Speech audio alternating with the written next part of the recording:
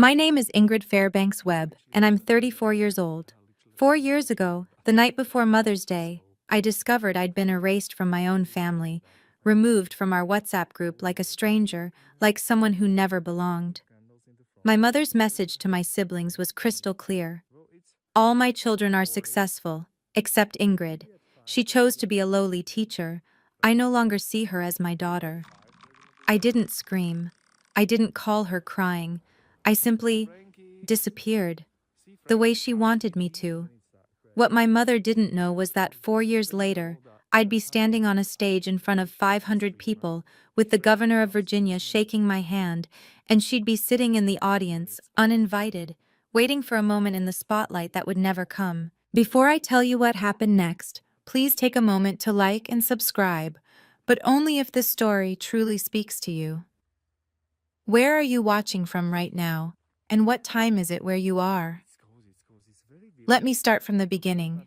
The night I realized I'd lost the family I thought I had, and began building the one I actually deserved.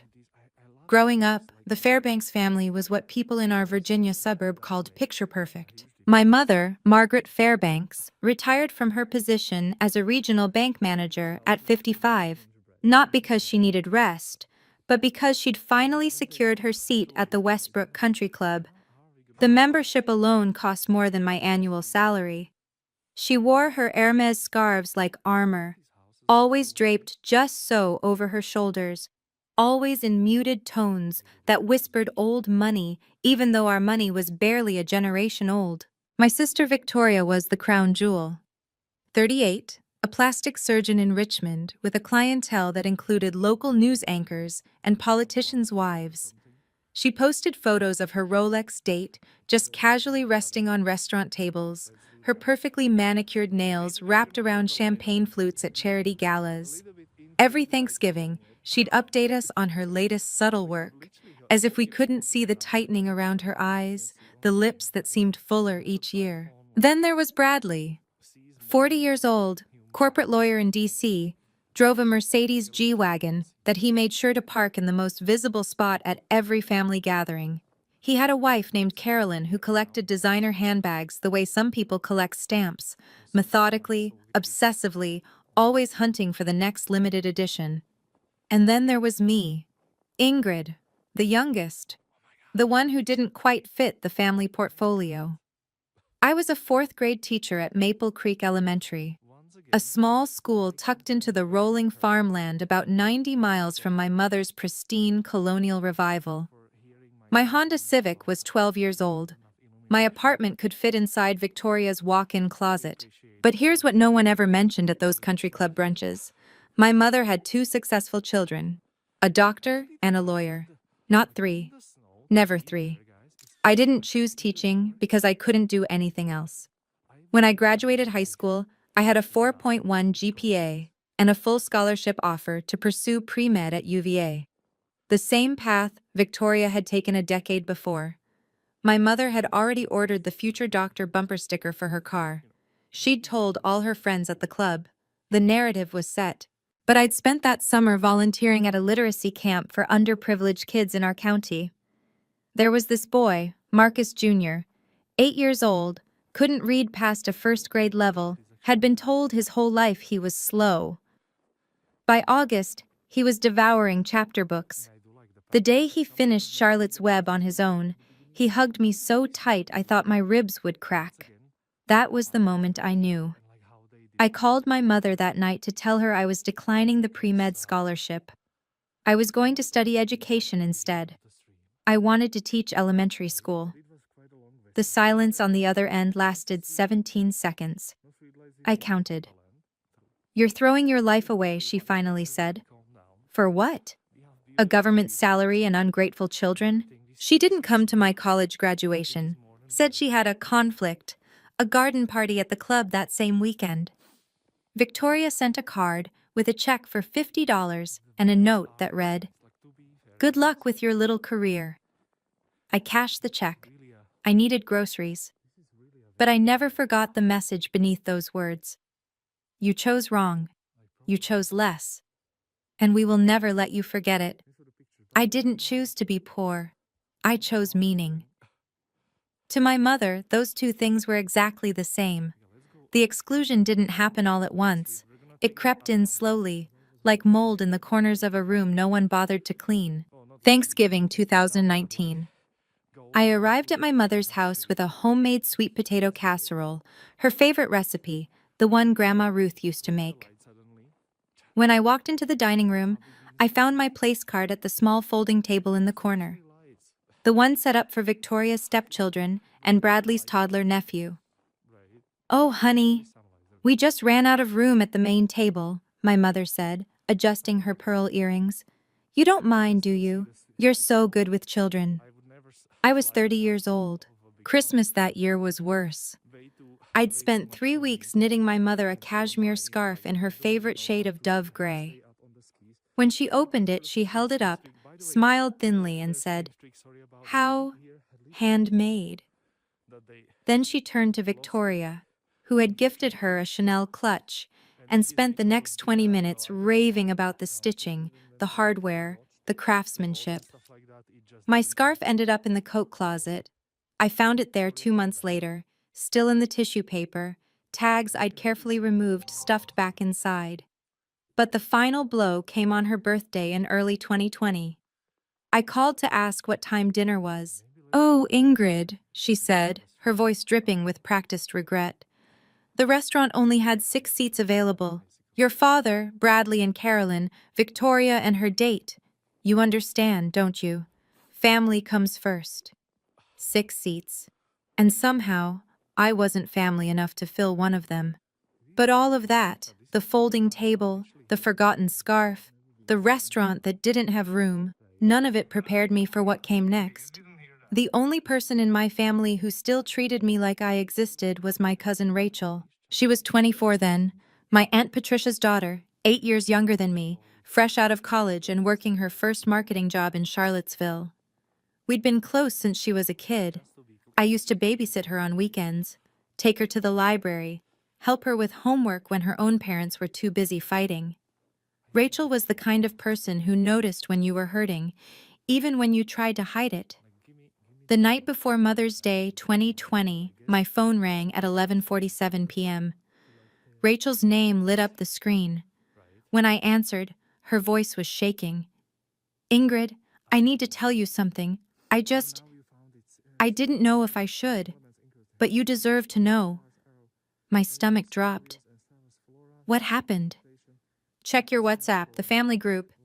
I opened the app, scrolled to Fairbanks Family Dinner, the group my mother had created 3 years ago to coordinate holidays. I wasn't in it anymore. "Rachel, I know. They removed you. Your mom asked Victoria to do it last week, but she only got around to it tonight." Rachel's voice cracked. "Ingrid, I'm so sorry. I screenshot everything. I'm sending it to you now."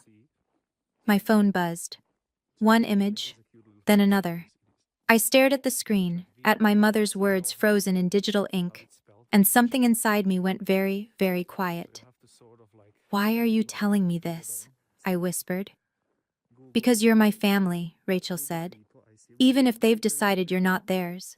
I saved those screenshots in a folder I titled Proof. I didn't know then that I'd need them. I just knew I couldn't let those words disappear.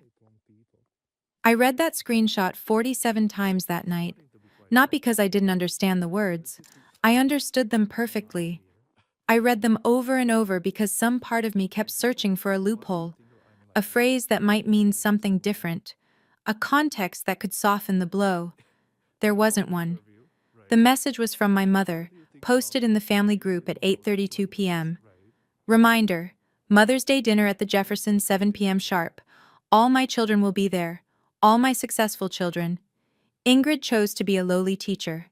I no longer see her as my daughter. Please don't mention her name tomorrow. Below it, Victoria had replied with a heart emoji. Just a heart. No protest, no hesitation. Bradley's response. "Understood, Mom." 2 words. That's all I was worth to my brother. 2 words and total compliance. I sat on the edge of my bed in my tiny studio apartment, phone clutched in my hands, and I didn't cry. I wanted to. God, I wanted to fall apart, to scream into a pillow, to call my mother and demand an explanation. But what would that change? She'd made her decision. She'd announced it to the family like a press release. Ingrid is no longer one of us. And everyone had agreed. I stayed awake until 2 a.m., staring at those messages, reading the timestamps, noticing that not a single person, not my father, not my aunt, not anyone, had pushed back. Rachel was the only one who'd thought to warn me. By sunrise, I'd made a decision of my own. If my mother wanted me gone, I would be gone, completely, on my own terms, but I would not forget. And I would not delete those screenshots. Some receipts you keep forever. Mother's Day morning, I woke up to silence. No calls, no texts, no awkward, "We miss you, wish you could make it," from Victoria. Nothing. For the first time in 30 years, I didn't send my mother flowers. I didn't call to wish her a happy day. I didn't drive 90 miles to sit at a corner table while she pretended I didn't exist. I made myself coffee. I graded papers. I went for a walk along the creek behind my apartment complex and watched the water catch the morning light, and I thought about my options. I could call her, confront her, demand to know why she'd said those things, why she'd cut me out, why being a teacher made me unworthy of her love. I could screenshot her message and post it online. Let the world see what kind of mother raises a doctor, a lawyer, and a daughter she throws away. I could show up at the Jefferson uninvited, make a scene, force them to acknowledge my existence. But what would any of that accomplish? My mother had made her choice. She'd chosen status over her own child. She'd chosen the opinion of women at a country club over the daughter who'd loved her for 3 decades. If she wanted me to disappear, I would give her exactly what she asked for. But not because she demanded it, because I chose it. I blocked her number that afternoon, then Victoria's, then Bradley's. I deleted Instagram so I wouldn't have to see their curated family photos. I didn't know then that my silence would last 4 years. I didn't know that those 4 years would change everything. All I knew in that quiet moment was this: I would not beg to be loved by people who saw me as a stain on their reputation. The world kept spinning, and the Fairbanks family kept pretending I was never part of it. 6 months after that Mother's Day, Rachel called me with an update I hadn't asked for. "Thanksgiving photos are up," she said quietly. "Victoria posted them an hour ago." I told myself I wouldn't look. I lasted 3 hours. The image showed my mother at the head of her formal dining table, flanked by Victoria and Bradley, their spouses arranged perfectly behind them. Crystal stemware caught the light. A massive turkey glistened in the center. The caption read, "Grateful for my amazing family. Mom, you raised us right. 3 people, not 4. My chair wasn't even empty. They'd simply reconfigured, as if the table had always been set for 6 instead of 8. By Christmas, I'd stopped torturing myself with social media. But Rachel still called. "Your mom tells everyone you're doing volunteer work in Africa," she said. "Some kind of education nonprofit. Very prestigious. Can't come home because you're changing lives overseas." I laughed, the bitter kind that scrapes your throat. She's lying to cover up that she disowned me? She's lying so no one asks questions, so she doesn't have to admit she kicked out her own daughter for being a teacher. Rachel paused. "Ingrid, she told Mrs. Patterson at the club that you were nominated for some international teaching award. In Kenya." I hadn't left Virginia in 3 years. That's when I understood. My mother didn't hate me. She hated what my existence said about her. So she'd invented a version of me she could brag about. A humanitarian hero, conveniently unreachable. The real me? The one who taught 4th grade 90 miles away? I was already a ghost. I met Marcus Webb on a Tuesday in October, surrounded by pumpkins and giggling 9-year-olds. His farm, Webb Family Organics, was a local legend. 50 acres of rolling hills, heritage vegetables, a small orchard where families came every fall to pick apples and take photos against the red barn. I'd brought my fourth graders on a field trip to learn about sustainable agriculture. Marcus was waiting by the tractor when our bus pulled up. Tall, broad-shouldered, with kind eyes and soil permanently embedded under his fingernails. He shook my hand and said, "You must be Miss Fairbanks. My daughter hasn't stopped talking about you." His daughter was Lily, 5 years old, golden curls, and a smile that could melt glaciers. She was in my colleague's kindergarten class, but I'd tutored her twice a week after her mother passed away from cancer the year before. "Lily's an incredible kid," I told him. "Smart as a whip, curious about everything." Something shifted in his face. Gratitude, maybe, or recognition of a kindred spirit. "She says you're her favorite teacher in the whole school, even though you're not technically her teacher." He smiled. Her words. That field trip turned into a phone call. The phone call turned into coffee. Coffee turned into a picnic under the old oak tree on his property, where Marcus asked about my family, and I told him the truth. "I don't have one," I said. Or, "They decided they don't have me." He didn't ask for details. He didn't push. He just handed me a slice of apple pie his late wife's mother had taught him to make and said, "Family isn't always blood, Ingrid. Sometimes it's the people who show up when everyone else leaves." That was the moment I started believing him. 2 years passed, like pages turning in a book I was finally writing for myself. In 2022, Marcus and I got married. Not at a country club, not with 300 guests and a 12-tier cake. We exchanged vows under the oak tree, where we'd had our first real conversation, with Lily as our flower girl and a handful of friends who'd become family. I officially adopted Lily that same year. The day the paperwork came through, she handed me a crayon drawing of 3 stick figures holding hands under a yellow sun. On the bottom, in wobbly kindergarten letters, she'd written, "My mom, my dad, me." I keep that drawing in my desk at work. Some days, when the world feels heavy, I pull it out just to remember what matters.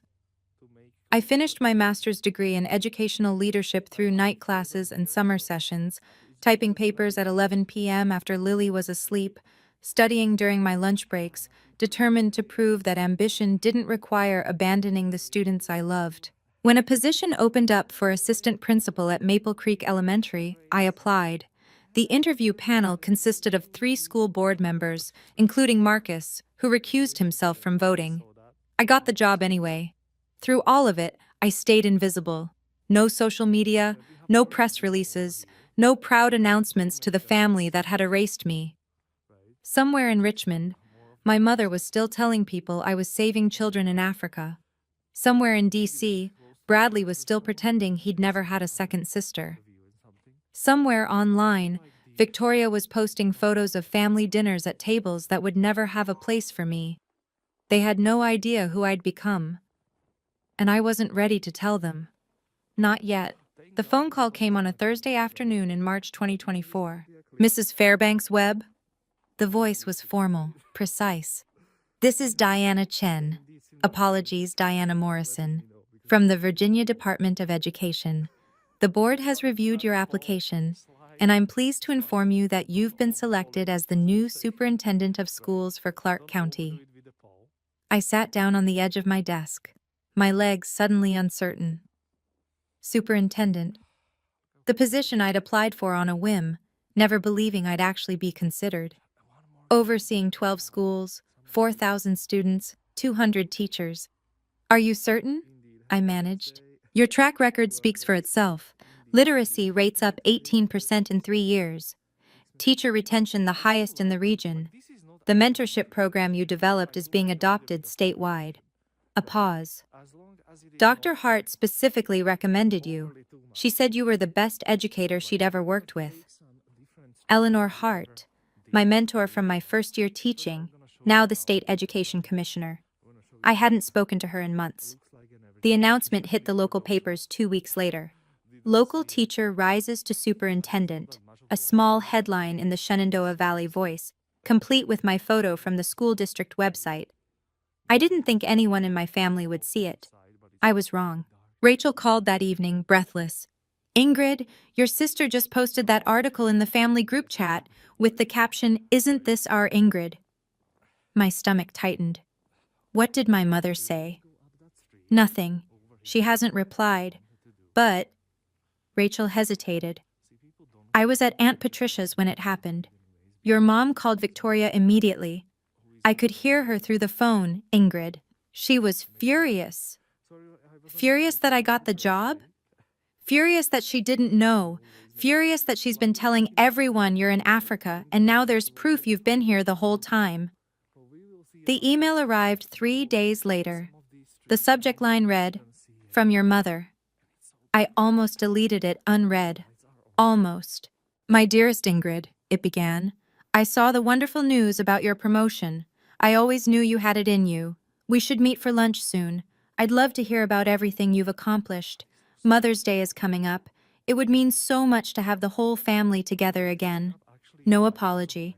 No acknowledgement of the 4 years of silence.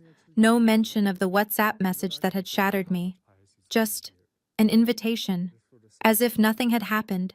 As if I'd simply been away on a long trip and was now welcome to return. I didn't respond. 2 weeks later, my phone rang from an unknown number. Against my better judgment, I answered. Ingrid, it's Victoria. Her voice was honeyed, warm, a tone I hadn't heard since we were children. I know it's been a while, but I wanted to reach out personally. Mom hasn't been feeling well and she's been asking about you. She really wants to see you. What's wrong with her? Just stress. You know how she gets, but she misses you, Ingrid. We all do. I called Rachel that night. Is my mother sick? Rachel snorted. She was at the spa yesterday. Posted a selfie in the eucalyptus steam room. A beat. Ingrid, they're not reaching out because they miss you. They're reaching out because you made the news. I already knew. But hearing Rachel confirm it made the truth settle into my bones. Can I ask you something? Have you ever received one of those reconciliation calls, the kind where you can hear the insincerity dripping through the phone? If you know exactly what I'm talking about, comment yes below. And if you want to know what I did next, keep watching. Because what happened at that award ceremony? Even I didn't see it coming. I wish I could tell you I was strong every single day, that I never wavered, never questioned, never lay awake at 3 a.m. wondering if I was the villain in my own story. But that wouldn't be the truth. The doubts crept in slowly after that phone call from Victoria. At work, colleagues kept congratulating me. The superintendent announcement had spread through the county like wildfire. Everyone wanted to shake my hand, ask about my plans, share how proud they were. And then came the questions I dreaded. Your parents must be over the moon, my assistant principal said one morning, beaming. I bet your mom is bragging to everyone at church. I smiled, nodded, changed the subject.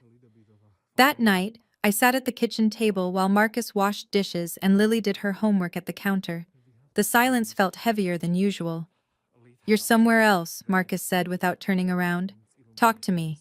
I pressed my palms against my eyes. Victoria called, said Mom's been asking about me, that she misses me. I looked up at him. What if I'm wrong, Marcus? What if I've been too harsh? She's still my mother. Maybe I should have... Should have what? He dried his hands, turned to face me. Called her back? Gone to dinner? Pretended the last 4 years didn't happen? I don't know. My voice cracked. I just keep thinking, everyone forgives family, right? That's what you're supposed to do. What if I'm the bad guy here? Marcus didn't answer immediately. Instead, he walked to the office, disappeared for a moment, and returned with his laptop. I want to show you something, he said. Something I've been saving for a moment exactly like this. Marcus set the laptop on the table and opened a folder labeled, Ingrid, do not delete. Inside were files I'd almost forgotten existed. The first, a screenshot of my mother's WhatsApp message, the one Rachel had sent me 4 years ago. The timestamp glowed in the corner, May 9th, 2020, 8:32 p.m. The words hadn't changed. I no longer see her as my daughter. The second, my mother's email from 2 weeks ago. My dearest Ingrid, no apology, no acknowledgement. The third, a photo from Victoria's Instagram, Thanksgiving 2020. The family portrait with the empty space where I should have been. The caption, Mom, you raised us right. I saved everything, Marcus said quietly. Every message Rachel forwarded, every photo that showed up online. I backed it all up to the cloud with timestamps and metadata because I knew this day would come. He sat across from me. I knew there'd be a moment when you'd forget why you walked away, when you'd start wondering if you were the one who failed. I stared at the screen, at the evidence of my own erasure, and felt something shift inside me. You didn't fail, Marcus continued. You survived. You built a life. You became someone, not despite them, but without them. He reached across the table and took my hand. You don't owe forgiveness to people who never asked for it. You only owe yourself the truth. I closed the laptop slowly. Rachel sent you something else, I said. What is it? Marcus hesitated. Are you sure you want to see? I nodded. He pulled up one more screenshot, a new message from the family group chat, dated just yesterday. And when I read it, everything became clear. The screenshot was from the Fairbanks family group chat, the one I'd been removed from 4 years ago. My mother's message glowed on the screen, dated the day before. Wonderful news. Ingrid is being honored at the State Teacher of the Year ceremony next month. It will be televised. I've already confirmed our attendance. We'll arrive early, sit in the family section, and join her on stage for photos. Victoria, wear your red Valentino. Bradley, bring Carolyn. This is an opportunity to show everyone that the Fairbanks family stands together. Victoria's response. Already picked out my dress. Should I bring flowers? Bradley. I'll clear my schedule. Good PR move. Not a single person had asked if I wanted them there. Not a single message mentioned reconciliation, an apology, or even a private conversation before showing up at the biggest moment of my career. They're planning to hijack your ceremony, Marcus said, his voice tight with controlled anger. Walk in like nothing happened. Pose for cameras. Take credit. I read the messages again, slower this time. My mother's words echoed in my head. This is an opportunity. Not I miss my daughter. Not I was wrong. An opportunity to fix her reputation, to reclaim the narrative, to stand beside me in my moment of triumph and pretend she'd been there all along. They don't want me back, I said, the realization settling cold and final in my chest. They want the version of me they can show off. Marcus nodded. So what are you going to do? I looked at the screenshot one last time, at my mother's careful orchestration, my siblings' eager compliance, the complete absence of anything resembling remorse. I'm going to let them come, I said quietly, and then I'm going to tell the truth. We gathered around the kitchen table that night, Marcus, Rachel on video call, and me, like generals planning a campaign. You could uninvite them, Rachel suggested. Call security, have them removed if they try to enter. Then I'm the villain, I said. The ungrateful daughter who barred her own mother from her award ceremony. That's the story they'll tell everyone. So what's the alternative? Marcus asked. Let them waltz in and pretend they've been supporting you this whole time? I'd been thinking about this for hours, running scenarios, weighing options. No, I said finally. I let them come. I don't cause a scene beforehand. I don't warn them or confront them. I took a breath. And then, when I give my acceptance speech, in front of 500 educators, television cameras, and the governor of Virginia, I thank my family. Rachel's face on the screen went still. Ingrid, I thank my family, I repeated. My husband Marcus, who believed in me when no one else did. My daughter Lily, who taught me what unconditional love looks like. And that's it. That's the whole list. Silence hung in the air. You're not going to mention them at all, Marcus said slowly. Why would I? They're not my family. They made that clear 4 years ago.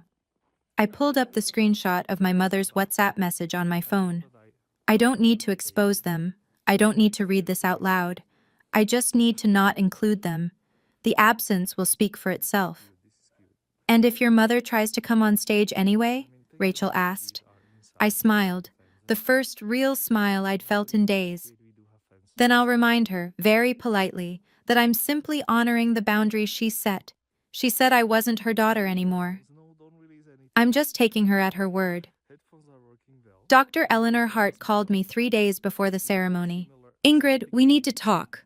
Her voice carried the no-nonsense directness I remembered from my first year teaching, when she'd been the principal who'd taken a chance on a nervous 22-year-old fresh out of college.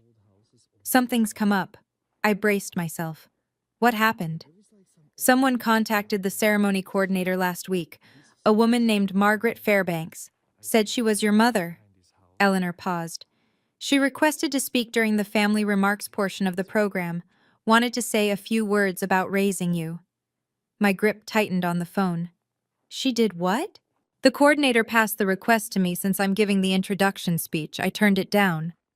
Another pause, heavier this time. Ingrid, I don't know the full story of your family situation. You've never told me, and I've never asked, but I know you. I've watched you work for 15 years, and I know that if you wanted your mother involved, you would have mentioned her yourself. I exhaled slowly. Thank you, Eleanor. I'm introducing you on that stage, she continued. And I'm going to talk about your achievements, your dedication, your 15 years of changing children's lives. Not your family name, not who raised you, just what you've built with your own hands. She softened. You earned this, Ingrid. Nobody gets to rewrite that story but you. When I hung up, Marcus was watching me from the doorway. Your mother tried to get on stage? Eleanor blocked her. He shook his head slowly, not in disbelief, in confirmation of everything he already knew about the woman who'd discarded me. She really thinks she can just walk back in, he said. She thinks she deserves to, I replied. That's the difference. The night before the ceremony, I sat at the kitchen table with a blank notepad, a cup of chamomile tea, and the weight of 4 years pressing against my chest. Lily had gone to bed an hour ago, her small hand waving from the doorway. Good luck tomorrow, Mom. You're gonna be amazing. Marcus was in the living room, giving me space to write. He understood that some words needed to be found alone. I stared at the blank page. I would like to thank... My pen hovered. Who did I thank? My colleagues, obviously. Dr. Hart. The board members who'd believed in me. The students who'd made every early morning and late night worth it. And then what? I thought about my mother, about the woman who'd hosted country club luncheons while telling her friends I was saving children in Africa, who'd erased me from family photos like airbrushing out a blemish, who was, at this very moment, probably laying out her outfit, practicing her proud mother's smile, rehearsing whatever speech Eleanor had already denied her. I started writing. I want to thank my family, the family I chose, and the family that chose me back. My husband Marcus, who saw me when I was invisible. My daughter Lily, who taught me that love isn't something you earn, it's something you give freely.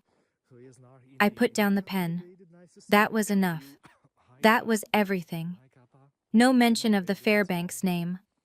No acknowledgement of the people who'd announced my exile in a group chat. Just the truth. The family in my speech was the family that had actually shown up. Done? Marcus asked from the doorway. Done, I said. Tomorrow I would stand in front of 500 people, and for the first time in 4 years, I would let my silence speak. The Virginia state capitol had never looked more imposing. I'd seen photos of the building my whole life. Thomas Jefferson's neoclassical design, the white columns, the dome that seemed to touch the sky. But standing at the entrance in my navy blue dress, Marcus on my arm, and Lily holding my hand, I felt like I was walking into history. The ceremony was being held in the House chamber. 500 chairs arranged in precise rows, each one filled with educators from every corner of the state. Principals, teachers, school board members, superintendents like me who'd spent their careers in classrooms before ascending to offices, and cameras. 3 news crews, including a live feed to the Department of Education's website. I signed in at the registration table. A volunteer handed me my badge. Ingrid Fairbanks Webb, 2024 Virginia State Teacher of the Year. Congratulations, she said warmly. Your family must be so proud. I smiled. They are. We took our seats in the front row, reserved for honorees and their immediate families. Lily sat between Marcus and me, her legs swinging beneath her chair, too short to reach the floor. She wore the dress we'd picked out together, soft yellow with tiny embroidered daisies. Mom, she whispered, tugging my sleeve. Is that your name up there? I looked up. A massive banner stretched across the stage. Virginia State Teacher of the Year, 2024, Ingrid Fairbanks Webb. My name, 50 feet wide, impossible to ignore. I squeezed Lily's hand. Yeah, sweetheart, that's my name.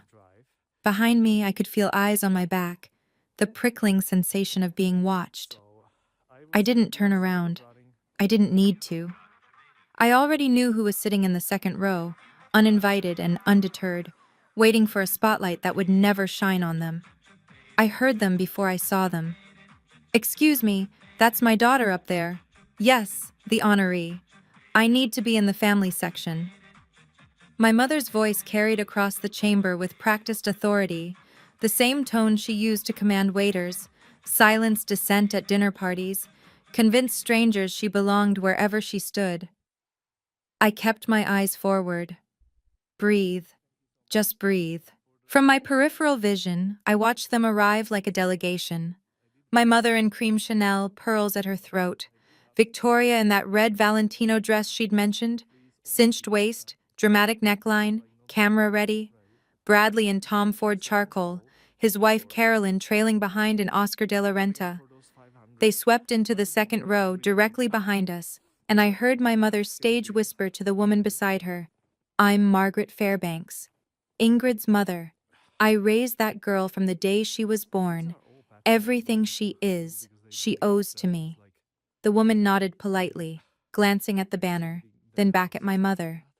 Victoria leaned forward, close enough that I could smell her perfume. Ingrid, you look well. I didn't turn around, didn't acknowledge her. A hand touched my shoulder. Aren't you going to say hello to your family? Bradley's voice, casual, entitled. I turned my head just slightly, not enough to face them, just enough to be heard. My family is sitting right next to me. Then I turned back to the stage, Lily's small hand warm in mine. Want to know what happened when I gave my speech? When my mother heard me thank everyone in my life, except her? I promise you, you won't guess her reaction. If you're still with me, tap that like button, and stay. The next 3 minutes are the reason I'm telling you this story. Dr. Eleanor Hart walked to the podium with the same quiet authority she'd carried into every classroom, every board meeting, every difficult conversation for the past 3 decades. She adjusted the microphone, surveyed the room, and began. In 15 years of working in Virginia's education system, I've had the privilege of meeting thousands of extraordinary teachers. But today, I want to tell you about one who stands apart. I felt my mother shift in her seat behind me, adjusting her pearls, preparing her proud expression for the cameras. Ingrid Fairbanks Webb started her career in a rural elementary school with 23 students, limited resources, and unlimited determination. Eleanor's voice was steady, warm. In her first year alone, she raised reading levels by an average of 2 grade levels per student. Not through magic, through showing up, every single day. She paused, letting the words settle. Ingrid didn't come from a background that made her path easy. She didn't have connections or privilege handed to her on a silver platter. A slight emphasis on those words. Was I imagining it? She built everything herself. Her master's degree while teaching full-time. Her mentorship program that's now being adopted in 37 counties across the state. Her family, my breath caught, which I have the honor of introducing now. Her husband Marcus, who has served on the Clark County School Board for 6 years, and her daughter Lily, who told me backstage that her mom is the best teacher in the whole wide world. The camera panned to Marcus and Lily, not to my mother, not to Victoria in her red dress, to the family that mattered. Behind me, I heard a sharp intake of breath, the creak of a chair as someone gripped the armrest too tight. Eleanor smiled. Please welcome your 2024 Virginia State Teacher of the Year, Ingrid Fairbanks Webb. I walked to the podium on legs that felt steadier than I expected. 500 faces looked up at me. Cameras recorded every breath. And in the second row, 4 people in designer clothes waited for the acknowledgement they believed they deserved. Thank you, Dr. Hart, I began. And thank you to the Virginia Department of Education, the Governor's Office, and everyone who made today possible. I looked out at the audience, the real audience. Teachers who spent their weekends grading papers, principals who stayed late to counsel struggling students, educators who had chosen this life not for money or status, but because they believed in the power of a child's potential. When I started teaching 15 years ago, I didn't know if I'd last a semester. The hours were long, the pay was modest, and some people, I paused, choosing my words carefully, questioned whether it was a path worth taking. Silence, the kind that vibrates. But here's what I learned. Teaching isn't about proving anything to anyone. It's about showing up for the kids who need you, even when no one else does, especially when no one else does. I took a breath. Which brings me to my thank yous. To my colleagues at Maple Creek Elementary, you are my village. To Dr. Hart, who saw something in me when I was just a nervous 22-year-old with a dream. I owe you more than words can say. I turned toward the front row. And to my family. I smiled at Marcus, at Lily. My husband Marcus, who believed in me when I'd stopped believing in myself. My daughter Lily, who reminds me every single day what unconditional love looks like. I stopped. That was the list. Behind me, someone in the second row stood up. Ingrid. My mother's voice. I didn't turn around. Ingrid, sweetheart, surely you didn't forget your own mother. Margaret's voice rang through the chamber, her tone halfway between wounded and commanding, the kind of voice designed to make everyone in the room sympathize with her, the neglected mother overlooked by her ungrateful child. I heard movement behind me, heels clicking against marble. She was walking toward the stage. 500 heads turned, cameras swiveled. The moment stretched like taffy, sticky and inescapable. My mother reached the bottom of the stage steps, her cream Chanel catching the light, her practiced smile firmly in place. I'd just like to say a few words about my daughter, about how proud I am of everything she's... Mrs. Fairbanks. My voice came out calm, quiet, amplified by the podium microphone for everyone to hear. She stopped mid-sentence, one foot on the first step. Thank you for attending, I said, meeting her eyes for the first time in 4 years. But the family portion of my speech has concluded. Her smile flickered. Just for a second, a hairline crack in the facade. Ingrid, I'm your mother. You said you no longer saw me as your daughter. The words fell like stones into a still pond. 4 years ago, in a group message, you said I chose to be a lowly teacher and that I was no longer part of your family.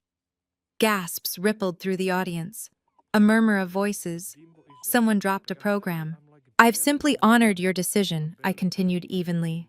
The family I thank today is the family that stood by me, the family that didn't require me to prove my worth through a job title or a salary. A security guard approached Margaret gently, gesturing back toward her seat. She stood frozen, not moving forward, not retreating.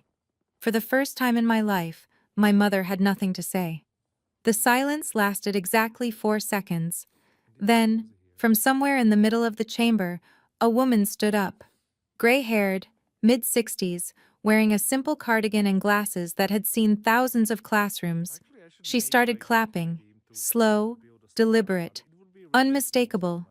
Another person stood, then 5, then 20. The applause built like a wave, rolling through the chamber until every single educator in that room was on their feet. 500 people giving me something my own mother never had, validation without conditions. I gripped the edges of the podium, my eyes burning. The security guard gently guided Margaret back to her seat. She walked stiffly, mechanically, her perfect posture crumbling with each step. Victoria reached for her arm, whispering something urgent, but Margaret shook her off. I caught fragments of conversations from nearby rows. Did you hear what she said? Her own mother disowned her? For being a teacher? That's disgusting. So that's the woman who called her a lowly teacher. Can you imagine? The story was spreading through the room like wildfire. Every whisper another nail in the coffin of my mother's carefully constructed reputation. When the applause finally subsided and people took their seats, I saw Margaret sitting rigidly in her chair, staring straight ahead. Her cream Chanel suddenly looked too bright, too trying too hard. Victoria was furiously typing on her phone. Bradley's jaw was clenched so tight I could see the muscles working from the stage. And in the front row, Lily was looking up at me with shining eyes. "You did it, Mom," she whispered, too quiet for anyone else to hear. But I read her lips perfectly. I smiled at her. Just her. The rest of the audience faded into background noise. My family was proud of me. That was all that mattered. They cornered me in the hallway outside the chamber. I'd just finished taking photos with the governor, a kind man with a firm handshake who'd told me my speech was the most honest thing he'd heard in that building in 20 years, when I saw them approaching. My mother, flanked by Victoria and Bradley, moving through the crowd with the determination of people who believed they were owed an explanation. "Ingrid." My mother's voice was low now, stripped of its performance quality. "We need to talk. Privately." I kept my tone pleasant, professional. "If you have something to say, Mrs. Fairbanks, you can say it here." Her eyes flickered to the people around us, other honorees, their families, a journalist scribbling notes. "You humiliated me, in front of everyone, on television." I stated a fact. I pulled out my phone, unlocked it, and held up the screenshot that had lived in my camera roll for 4 years. "This is the message you sent on May 9th, 2020. I no longer see her as my daughter. Your words, your decision. I simply honored it." My mother's face went pale. I was upset. You know how things get taken out of context. Context? I showed her the timestamp, the sender ID, the heart emoji from Victoria, the understood mom from Bradley. This was a group message telling everyone in our family to pretend I didn't exist. There's no other context. Bradley stepped forward. "Ingrid, let's be reasonable." I was reasonable for 30 years. My voice stayed calm. I was reasonable when you seated me at the children's table. Reasonable when Mom forgot my graduation. Reasonable when you all decided my career made me disposable. I tucked my phone away. "I'm done being reasonable." Victoria's mask cracked first. "This is ridiculous," she hissed, her red Valentino dress suddenly looking garish under the fluorescent hallway lights. "We came here to support you. We rearranged our entire schedules. You came here for a photo op." I kept my voice level. "I read your messages, Victoria. Should I bring flowers? That's not support. That's staging." Her face flushed. Who showed you that?" "It doesn't matter how I know. It matters that you all plan to show up at my ceremony, sit in my family section, and take credit for a success you spent 4 years ignoring." Bradley tried a different approach. His lawyer voice, calm, reasonable, the tone he used to negotiate settlements. "Ingrid, think about this from a PR perspective. The video's going viral. People are calling Mom. People are calling Mom what she is. You're making this worse for everyone. For the family name. I haven't had that name in 2 years." I held up my hand, showing the simple gold band Marcus had placed there. "I'm a Webb now. And funny thing about family names, they only mean something if the family behind them is real." Victoria stepped closer, her voice dropping to a fierce whisper. You think you're better than us, don't you? Just because you got some award? No. I met her eyes. I think I'm exactly what I've always been. A teacher. The same teacher you called lowly. The same teacher Mom was embarrassed to mention at her country club. I turned to look at all three of them. I didn't become better than you. You decided I wasn't good enough and I stopped trying to change your minds. Behind me, I heard Marcus's steady footsteps. Lily's small hand found mine. Ready to go home? He asked. More than ready. I turned to face my mother one last time. She looked smaller somehow. The cream Chanel hung differently now. The pearls seemed less polished. 4 years of careful reputation building, undone in 3 minutes on a stage she'd never been invited to share. Mrs. Fairbanks, I said quietly, quiet enough that only she could hear. 4 years ago, you made a choice. You chose your image over your daughter. You chose the opinions of women at a country club over a child who loved you. Her lip trembled. The first crack in her armor I'd ever seen. I could hate you for that, I continued. I spent a lot of nights thinking I should, but here's what I realized. Hating you would mean you still controlled my life.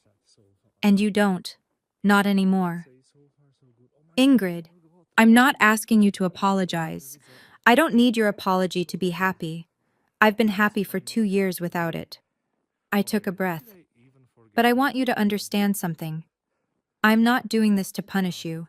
I'm doing this because I finally learned the difference between forgiveness and self-respect. I turned to Victoria. You asked if I think I'm better than you. I don't. I just think I deserve to be loved without conditions. And I found that somewhere else. To Bradley. You were worried about the family name, but names are just words. Family is showing up. You didn't show up for 4 years. You don't get to start now. I stepped back, Marcus's hand warm on my lower back. Lily pressed against my side. Goodbye, Mrs. Fairbanks. Victoria, Bradley. I nodded once. I hope you find whatever it is you're looking for, but you won't find it with me. We walked out the doors without looking back. The fallout didn't happen overnight. It crept in slowly, like water through foundation cracks. Rachel called me a month after the ceremony with updates I hadn't asked for, but somehow needed to hear. Your mom resigned from the country club social committee, she said. Said she needed to focus on family matters. But everyone knows the real reason. Women were asking her questions she couldn't answer. About you, about the speech, about what kind of mother disowns a daughter for being a teacher. I stirred my coffee, watching the cream swirl. And Victoria? She deleted all her family Instagram posts. Every single one. Someone in the comments of her practice page asked if she was the sister who sent a heart emoji when her mom disowned her sibling. Rachel laughed bitterly. Apparently, patients don't love knowing their plastic surgeon has a heart emoji to family cruelty response time of 30 seconds. Bradley had gone silent entirely. According to Rachel, he'd told their Aunt Patricia that the whole situation had been blown out of proportion and that he'd prefer not to discuss it. The professional class had its ways of punishing social missteps. No one was boycotting Victoria's practice or refusing to hire Bradley's firm. But there were whispers, side eyes at networking events, the subtle distancing that happened when people realized someone's shiny surface hid something rotten underneath. Your mom's seeing a therapist, Rachel added quietly. She told Aunt Patricia she wants to understand what went wrong. I set down my mug. Good for her. You don't want to know more? Maybe she's actually changing? Maybe she is. I looked out the window at the oak tree in our backyard, the one where Marcus and I had exchanged vows. But her changing doesn't change what happened, and it doesn't obligate me to go back. 6 months later, I learned what peace actually feels like. Not the absence of noise. Our farmhouse was never quiet. Lily practiced piano in the living room, the keys stumbling over Fur-Elise with determined imperfection. Marcus argued with the tractor in the barn, convinced it understood his lectures about fuel efficiency. The chickens had opinions about everything. But underneath all that noise, stillness, the kind that comes from knowing exactly where you belong. I was still superintendent. The job was hard: budget meetings, personnel conflicts, the endless paperwork of running 12 schools. But every morning when I walked into my office, I saw Lily's crayon drawing pinned above my desk. 3 stick figures, yellow sun. My mom, my dad, me. That was my daily reminder of what success actually looked like. On our 3rd wedding anniversary, Marcus and I had another picnic under the oak tree. Lily helped set up the blanket, spreading out plates of cold fried chicken and Marcus's mother's famous biscuits. The evening light turned everything gold. Someone from a publishing house called last week, Marcus mentioned casually, handing me a glass of lemonade. They want you to write a book about your career, your journey, all of it. I shook my head before he finished. I don't want to live in the past. Even if it could help other people, other teachers who've been made to feel small. I thought about it, really thought about it. If I ever tell this story publicly, I said finally, it'll be on my terms. Not for revenge, not for profit, just to let someone else know they're not alone. Lily crawled into my lap, smelling like grass and sunshine. Tell me a story, Mom. I kissed the top of her head. Once upon a time, there was a teacher who found her family. The letter arrived on a Tuesday in October, almost exactly 1 year after the ceremony. No return address on the envelope. Just my name, written in handwriting I recognized immediately. The careful cursive my mother had always prided herself on. The elegant loops she'd spent years perfecting at charm school in the 1970s. I sat at the kitchen table for a long time, just holding the envelope. Marcus came in from the barn, saw what I was holding, and sat down across from me without a word. "You don't have to open it," he said. I know. I opened it anyway. The letter was 2 pages, handwritten on her personalized stationery. The cream cardstock with her initials embossed in gold. Ingrid, I've written this letter 47 times. Each time I tried to explain, to justify, to make you understand why I did what I did. But the truth is simpler and uglier than any explanation I could give. I was afraid. Afraid of what people would think, afraid of being judged, afraid that your choices somehow reflected failures in me. I don't expect you to forgive me. I haven't even forgiven myself. I just want you to know I was wrong. Not upset or taken out of context. Wrong. And I'm sorry for every day you spent believing you weren't enough. You don't owe me a response. You don't owe me anything. But if you ever want to talk, not reconcile, just talk, I'll be here. Your mother, even if that word doesn't mean to you what it should. I read it twice. Then I folded it carefully and put it in the kitchen drawer. What are you going to do? Marcus asked. I don't know. I looked out at the oak tree, its leaves turning amber in the autumn light. But for the first time, I think I don't need to know yet.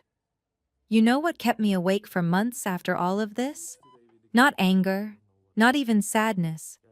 It was one question: why? Why would a mother erase her own child? What kind of person looks at their daughter and sees a liability? I spent a lot of time reading about this, talking to a therapist friend, trying to understand not to forgive, but to stop carrying the weight of confusion. Here's what I learned about people like my mother. Margaret Fairbanks grew up in a family where love was transactional. Her own parents praised her when she achieved and withdrew when she didn't. She learned early that worth equals performance, that you earn your place at the table, literally. By the time she had children of her own, she didn't know any other way to love. When Victoria became a surgeon and Bradley became a lawyer, my mother wasn't just proud, she was relieved. Their success proved she was a good mother. Their achievements were her achievements. Their status protected her from the shame she'd carried since childhood. And then there was me, the daughter who chose meaning over money, who picked a lowly profession that made Margaret feel exposed. Every time someone asked about her kids, she had to explain me, and explanation felt like failure. So she did what scared people do. She cut out the part that hurt. It doesn't excuse her. Nothing excuses abandoning your child.